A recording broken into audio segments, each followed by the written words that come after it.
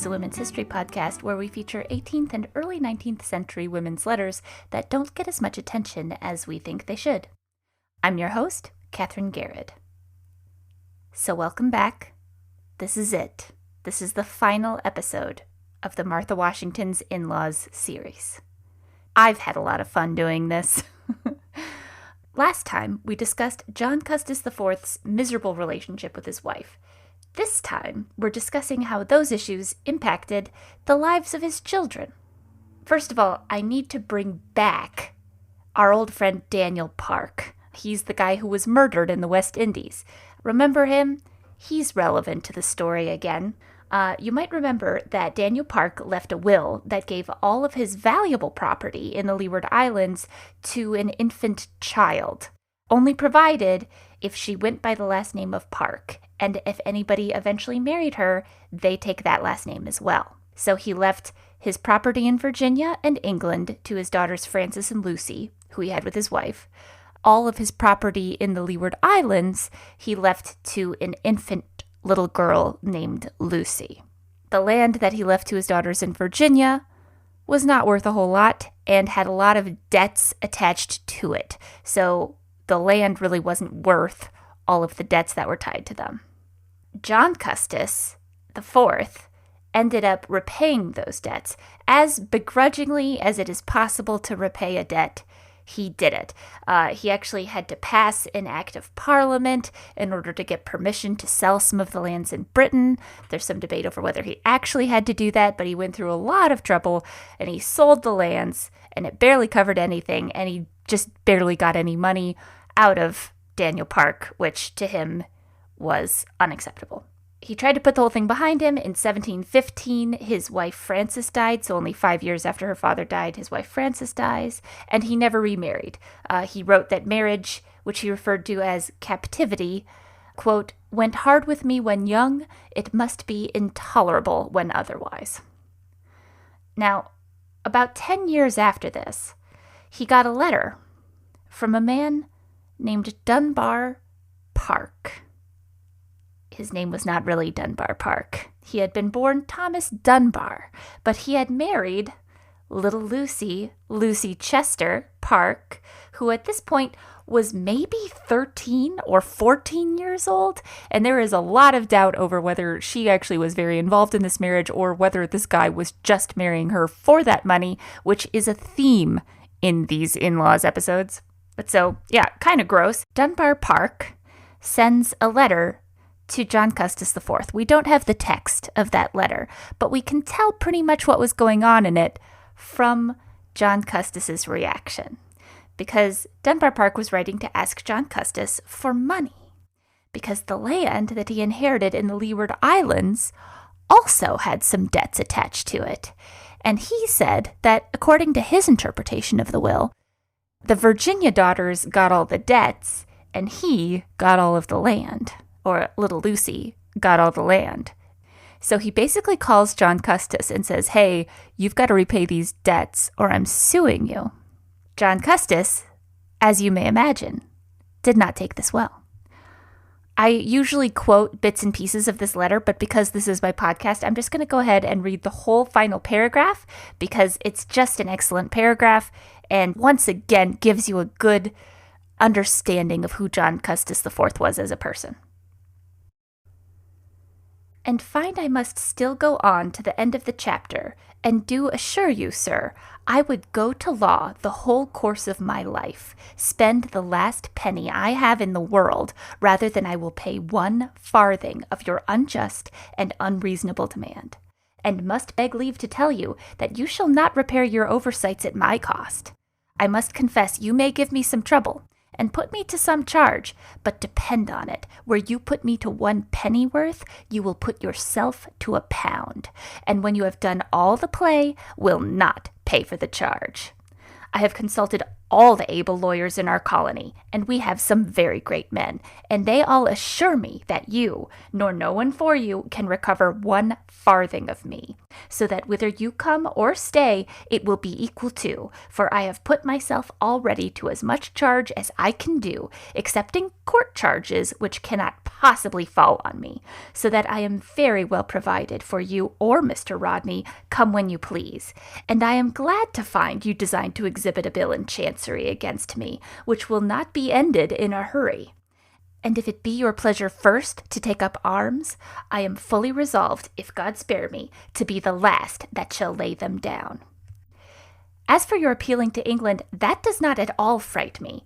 I know the nature of that as well as any man, and thank God have as many friends there as I have in any part of the world, and without ostentation can find money to give you as much law there as I am determined to give you here. But that must be the work of some years. As for your counsel's opinions, 2 of them I know to be great men, and they have given their opinions very right according to the query you have stated, and so might the most ignorant old woman in your islands. But if they knew the circumstances of the facts, they would tell you another story. As for your taking a troublesome voyage, 'tis your own fault. I shall go to the law with all the ease in the world, the court being in sight of my door. You say you cannot be disappointed, but I would not have you be so sure of an affair you know nothing of. If you and I live, you will tell me another story 6 or 7 years hence. End. Now, I will say that this is the Letterbook version of that letter, so this might be a little bit more stream of consciousness than what the final letter that John Custis actually sent to this guy was, but dear God, what a stream of consciousness. It's so good. He is, in summary, if it wasn't clear, Dunbar Park says, hey, I'm going to sue you, and John Custis says, please, buddy, go ahead and sue me. I've got so much money, I'm gonna sue the pants off you. I'm going to countersue you, and I don't care if it takes 10 years. So a lot of what John Custis is banking on is that he has more money than this Dunbar Park guy, and he's going to be able to ride this suit out for as long as the lawsuit lasts. And he was not wrong. The lawsuit outlived both of them. It outlived everyone involved with this lawsuit. It ended up in the lap of George Washington. When he married Martha, the lawsuit's still hopping around in the court system. And actually, one of the final law clerks who filed some of the paperwork on it was a young, scrappy Thomas Jefferson who was working for George Wythe at the time. So why do I bring this up? Mostly because I just want to show how hard it is to get any money at all out of John Custis IV. John Custis has 2 children. He has a daughter named Frances, and he has a son named Daniel. In 1731, Frances really wanted to marry a shipmaster named James Bradby. The way Custis writes about it, he thinks that James Bradby was absolutely a con artist who was trying to scam him out of money. Custis agreed and then revoked his permission twice, thinking that Bradby was trying to scam him out of £3,000. And that's possible, but also James Bradby might have just been asking for a dowry. In 1739, 8 years later, Frances actually did marry a merchant named William Winch, but Winch, in his will, actually left her out. He wrote that he was, this is a quote, was to have received from John Custis IV £1,000 for her marriage portion. Said John Custis has absolutely refused to do so, and having not received any portion at all, it is my will to bar said wife of all benefit in my estates, real and personal. And I think she did eventually marry happily, but this just shows some of the struggle that Frances went through trying to find a spouse that her father would approve of and pay any money to. Daniel Parke Custis also tried to marry at least 2 other women before he met Martha Dandridge, including his cousin, Anne Byrd, the daughter of William Byrd II. But in the second case, even dealing with his own brother-in-law, John Custis IV could not reach an actual agreement to the marriage. So what ends up happening is in his mid to late 20s, Daniel Parke moves out of his father's property in Williamsburg to, of course, some of his father's land, but it is plantation land that he has his own house on nearby to where Martha Dandridge grew up in New Kent County. He had about 100 slaves there. He was friendly with Martha's father, and at the age of 37, which is pretty old to have never been married. There's a lot of, widows and people remarrying at this time, but Daniel Park had never been married at 37, despite being one of the richest, most eligible bachelors in Virginia, because he couldn't get his dad to give him any money to do it. At 37, he starts courting the 16-year-old Martha Dandridge. You may guess where this is going. John Custis was not happy about it. The document I'm going to read, so the previous letter, I just read the paragraph because I love that paragraph. This is the actual document that is the subject of the episode. It is court testimony from a woman named Anne Moody. She was either friends with John Custis or, depending on the source you look at, taking advantage of an old senile man. I think I could go either way on it. I know that John Custis does seem to be losing a little bit of in his old age, but I feel like he's just a tough guy to get any money out of, so it would be surprising if she was swindling him. They might have just been friends. They could have just been friends. Who knows? I haven't read enough about Anne Moody. I don't know enough about her to make a call. I'm sure there's somebody at Colonial Williamsburg that's like yelling at their computer screen because they know more about her than I do. So if you're that person, get in touch. This is testimony from a court case that actually took place years later after Daniel Park Custis and Martha have already been married. But the time period she's describing is during this courtship period. So that's from 1748 to 1750. Okay, so this is an excerpt from Anne Moody's deposition. As to the plate in the bill mentioned, this defendant, Anne, saith that about 7 or 8 years ago, as near as she can remember, the said John Custis, being on his way to his plantations of his own accord, and without any invitation, called at this defendant's house, and gave this defendant Anne a silver pint can, which he brought under his morning gown, telling her he had 2 of them, and that one was enough for him. That some years after this, the said John, of his own accord, called at this defendant's house and gave this defendant Anne an old-fashioned, deep, scalloped silver plate. She saith that in the presence of several people, whose names she can't at this distance of time recollect, when at dinner at his house, the said John Custis of his own accord gave her a silver marrow spoon, that when this defendant was coming home from the said John Custis's house without the said marrow spoon, he, without the least hint from this defendant or of any other person to her knowledge, in her behalf reminded her of the said spoon, and either fetched or had it fetched and delivered to her. That about a year or 2 before the death of the said John Custis, this defendant was sent for by him to his house, and that when she was come there, the said John Custis, in the presence of John Cavendish and William Caneep, opened the place where his plate was kept, and told the defendant he had sent for her on purpose to make her a present of some plate, and after having overhauled it and laying aside some which this defendant understood had belonged to General Park, and which the said Custis said his son, the complainant, might take if he pleased, he offered this defendant an old-fashioned silver dish, engraved with what these defendants have been informed is an emblem of the 4 quarters of the world. Also, a middle-sized silver dish and 6 silver plates engraved with 3 parrots on each of them, which these defendants believe was the said John Custis's coat of arms. That this defendant Anne at first refused to take these things, and endeavored to excuse herself by telling the said John Custis she thought he had better give them to his son, the complainant, and that they were such things as this defendant could have little or no use for. Upon which the said John Custis told her she was an old fool, that unless she would take them, he would throw them into the street for anybody to pick up that had a mind for them, that they were his own, that he would dispose of them as he pleased, that he had rather this defendant should have them than any Dandridge's daughter, or any Dandridge that ever wore a head. He said that he had not been at work all his lifetime for a Dandridge's daughter, alluding, as this defendant understood, to a daughter of Mr. John Dandridge of New Kent County, to whom the complainant, as this defendant heard, about that time was making his addresses by way of courtship. For which match this defendant had at several times heard the said John Custis express a very great dislike, imagining, as this defendant has understood, that the said Mr. Dandridge's daughter was much inferior to his son, the complainant, in point of fortune.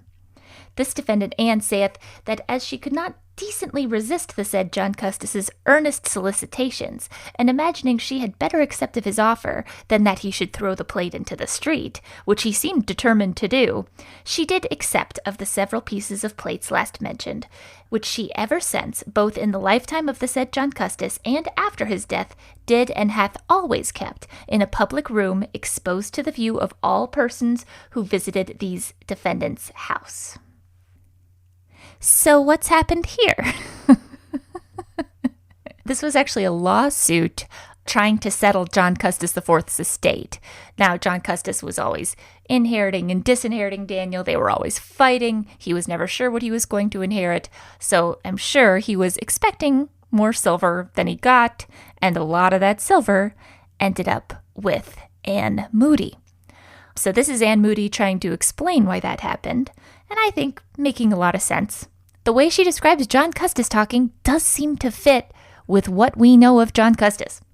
Her argument is that John Custis only gave her his silver. He lay aside the Park silver that was to go to Daniel Park Custis. But his silver, the Custis silver with his coat of arms on it, which is in fact a coat of arms with a bunch of parrots, which is fantastic and the best coat of arms I can imagine, that's all that she got, and that Daniel wasn't entitled to that.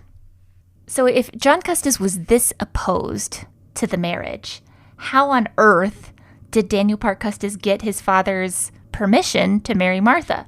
We have a letter describing what happens. This is just chock full of letters. Enjoy this one. We're going out with a bang. This is a letter from Daniel Park Custis's friend, a lawyer, James Power, who wrote to him around 1749. This comes at last to bring you the news that I believe will be the most agreeable to you of any you ever heard. That you may not be long in suspense, I give it to you at once. I am empowered by your father to let you know that he heartily and willingly consents to your marriage with Dandridge. That he has so good a character of her, that he had rather you should have her than any lady in Virginia. Nay, if possible, he is as much enamored with her character as you are with her person. And this is owing chiefly to a prudent speech of her own. Hurry down immediately, for fear he should change the strong inclination he has to your marrying directly. I stayed with him a good part of last night, and presented your brother Jack with my little Jack's horse bridle and saddle in your name, which is taken as a singular favor. I shall say no more, as I expect to see you soon tomorrow, but conclude that I really am your most obliged and affectionate humble servant. So I love this. He's like, come down now before your dad changes his mind. This brings up this scene of young teenage Martha Dandridge showing up at the house of John Custis and making a prudent speech that totally wins him over. I like to imagine that it was something about like how frugal she was, like how she wasn't going to spend any money at all. Who knows? Who knows what this conversation was? But I also think it's interesting. He says, your brother Jack. Now, the surviving version of this letter has the words your brother crossed out. But to someone who has looked at that letter pretty closely as we were transcribing it, the ink looks different for what crossed it out. So it was either that James Power, when he was finished with the letter, decided to cross out the words your brother, or somebody else crossed out your brother later. But your brother Jack is referring to John Custis's mixed-race son, John Custis. Jack, who John Custis had at this time been working on setting up some property and freeing and manumitting. Part of the legal case that Daniel Park Custis and Martha are fighting after John Custis IV's death is not wanting to have to set up this mixed-race free half-brother with the property that John Custis IV wants to set him up with. So I think that that is a very interesting sentence as well, that he says he gave your brother Jack my son's, that's how I read that. Actually, I'm not sure if he has a son, but he says my little Jack's horse bridle and saddle in your name, which is taken as a singular favor. So it's kind of an olive branch for Daniel Park Custis to acknowledge that he has a half-brother who's also going to be inheriting property from his wealthy father. So that is interesting too. Again, the complexity of John Custis IV. John Custis IV actually dies before Daniel Parke Custis and Martha Dandridge get married. So he may have actually taken back his permission again. We don't have any evidence of that, but who knows? we just don't honestly know how this worked out. But Martha at least briefly won him over with her prudent speech, and they were all set to get married. They got married in 1750 after John Custis IV dies and asks to have his incredibly insulting tombstone put up. Usually when people write about Martha Dandridge, they're in a big rush to get to when she meets George Washington, and they have to sum all of this story up in like a couple of sentences. And they're always a wild couple of sentences. I like seeing how people do it. But I think that this is actually way more interesting and fun than Martha's meeting and courtship with George Washington. She's got this whole crazy story with her first husband before she even marries the first president of the United States. She's a fascinating person. So thank you very much for listening. I know it was quite a rant, but I've always wanted to just dig into each of these little bits of the story and give them as much attention as I think that they do deserve. So I will post the show notes. Some of the letters I am quoting will be published in the edition of Martha Washington's letters that I helped edit. I was on a team of editors to edit. That will be coming out this July from the University of Virginia Press. So if you want to check my sources on that, just wait a couple of months. But a lot of these other sources have already been published, so I'll link you to where those are. So thank you very much for obliging me on this. I am, as ever, your most obedient and humble servant. Thank you very much.